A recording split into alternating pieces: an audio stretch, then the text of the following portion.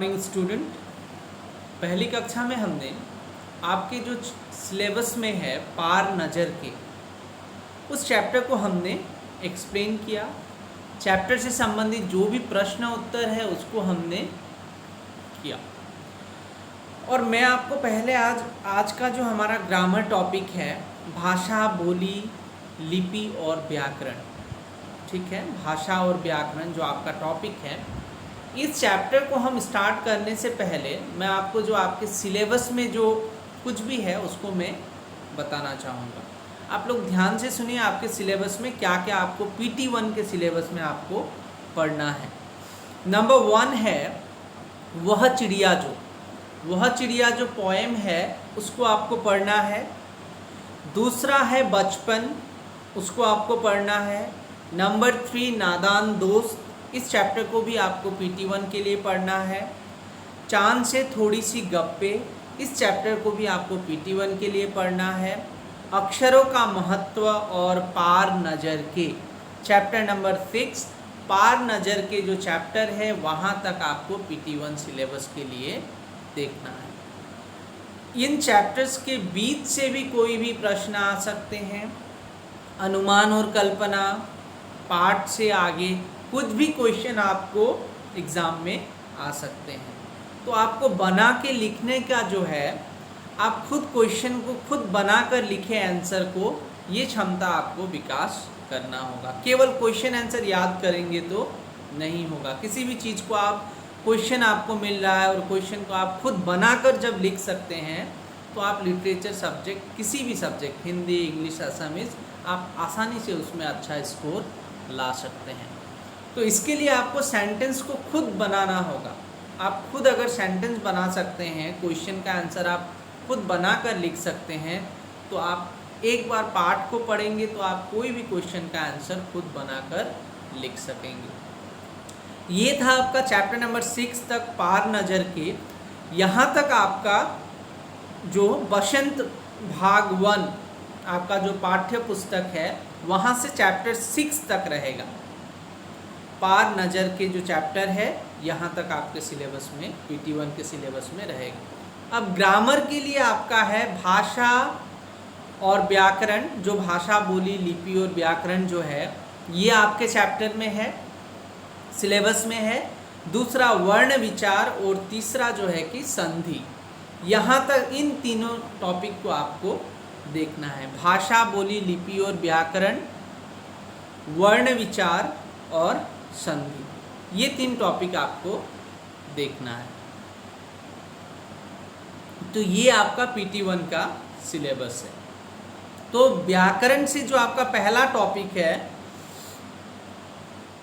भाषा, बोली, लिपि और व्याकरण, इसको आज हम करने का प्रयास करेंगे। भाषा, बोली, लिपि और व्याकरण जो चैप्टर है, भाषा और व्याकरण जो भी है आपके पहला जो चैप्टर है भाषा और व्याकरण, इस चैप्टर को हम आज समझने का प्रयास करेंगे। भाषा क्या है? देखिए, भाषा वह माध्यम है जिसके द्वारा मनुष्य अपने भावों और विचारों को व्यक्त करता है।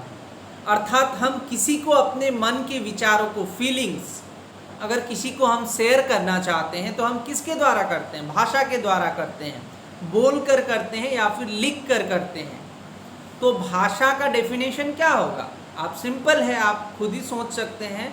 भाषा वह माध्यम है जिसके द्वारा मनुष्य अपने भावों और विचारों को प्रकट करता है, या फिर भाषा के द्वारा मनुष्य अपने भावों और विचारों को प्रकट करता है। तो ये भाषा का डेफिनेशन सिंपल है।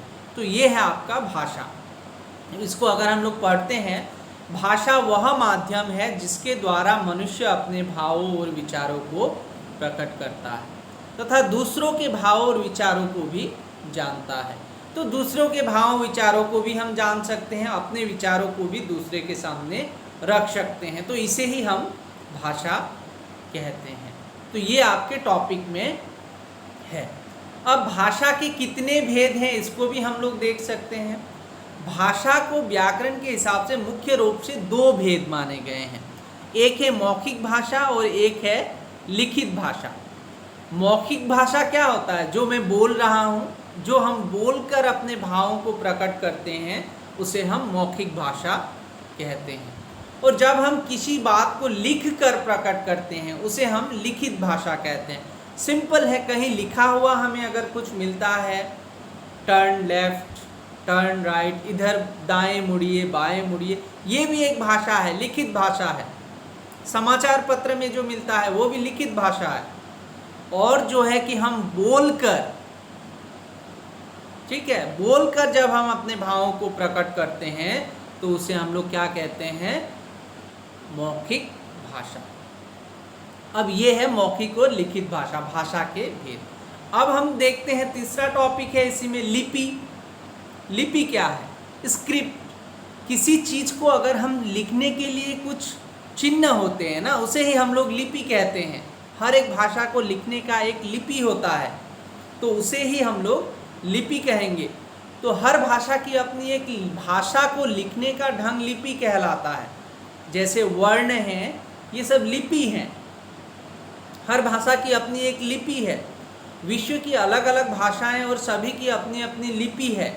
हिंदी भाषा देवनागरी लिपि में लिखी जाती है, पंजाबी भाषा गुरुमुखी लिपि में लिखी जाती है, रोमन जो अंग्रेजी भाषा जो है कि रोमन लिपि में लिखी जाती है, उर्दू भाषा फारसी लिपि में लिखी जाती है। इस तरह सभी भाषा की अपनी अपनी लिपि है। अब हम लोग देखते हैं व्याकरण क्या है। भाषा को शुद्ध रूप से बोलने के लिए हम लोग व्याकरण का प्रयोग करते हैं। भाषा को शुद्ध और सही और शुद्ध ढंग से बोलने और लिखने के लिए ही व्याकरण की जानकारी आवश्यक है। भाषा और व्याकरण परस्पर गहरा संबंध रखते हैं। जिस शास्त्र से भाषा के शुद्ध रूप और प्रयोग का ज्ञान होता है उसे व्याकरण कहते हैं। ठीक है, व्याकरण क्या है? शुद्ध बोलना और लिखना सिखाता है, तो उसे ही हम व्याकरण कहते हैं। तो इसमें हम लोग देखते हैं सही कथनों के आगे चिन्ह और गलत कथनों के आगे गलत का चिन्ह। आप चैप्टर को अच्छे से पढ़ेंगे तो हर एक क्वेश्चन का आंसर आप समझ सकते हैं। भाषा केवल बोली जाती है। अब इसको हम लोग देखते हैं। हमने पढ़ा है कि भाषा बोली और लिखी दोनों जाती है, तो ये क्या हो जाएगा? ये रॉन्ग हो जाएगा। भाषा द्वारा बातचीत होती है, भाषा के द्वारा ही हम लोग बातचीत करते हैं, तो ये करेक्ट है। रेडियो पर भाषा का प्रयोग होता है, भाषा का ही प्रयोग होता है, मौखिक भाषा है वो, तो करेक्ट होगा। संकेतों द्वारा मन के सारे भाव प्रकट किए जा सकते हैं, ये पॉसिबल नहीं है। संकेत के द्वारा हम सभी भावों को प्रकट नहीं कर सकते, तो ये रॉन्ग हो जाएगा।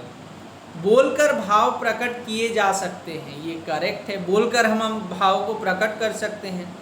लिखकर दूसरों के विचार जान सकते हैं, हाँ, लिखकर भी हम दूसरों के विचार जान सकते हैं।